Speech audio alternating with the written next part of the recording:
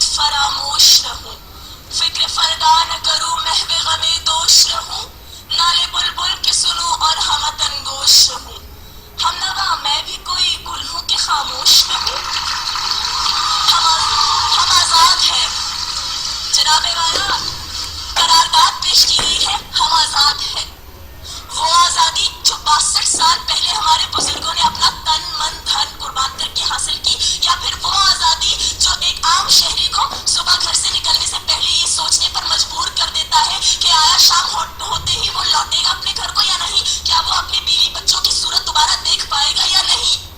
کس آزادی کی بات کرتے ہو جناب والا؟ کون سی آزادی؟ کہاں کی آزادی؟ وہ آزادی جو امریکہ کے تلوے چاٹنے پر ہمیں مجبور کر دیتی ہے، وہ آزادی جو IMF کے قرضوں تلے ہمیں دبا دیتی ہے۔ تو میں آپ کو بتانا چاہوں جناب والا کہ امریکہ کی خوشنودی حاصل کرنے کے لیے ہماری قیادت کسی بھی حد تک جا سکتی ہے، اور جواب ملتا ہے امداد مل رہی ہے جناب والا، امداد مل رہی ہے، معاشی استحکام چاہیے ہمارے ملک میں۔ تو میں آپ کو بتاتی چلوں کہ 9/11 سے لے کر اب تک جو بھی امدادی رقوم ہمیں امریکہ سے ملی ہے اس کا کل تخمینہ ہے $7.79 بلین، اور اس میں محض $3.1 بلین جو ہے پاکستان کی معاشی استحکام کے لیے یوز ہوئی ہے، اور باقی تمام دہشت گردی کے خلاف نام نہاد جنگ پر صرف کی گئی۔ جی ہاں، وہ جنگ جو ہمارے وزیرستان کو قبرستان بناتی ہے، وہ جنگ جو ہمارے ہی بھائیوں کا خون بہاتی ہے۔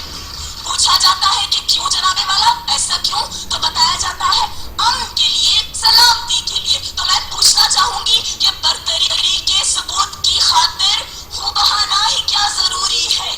گھر کی تاریکیاں مٹانے کو گھر جلانا ہی کیا ضروری ہے؟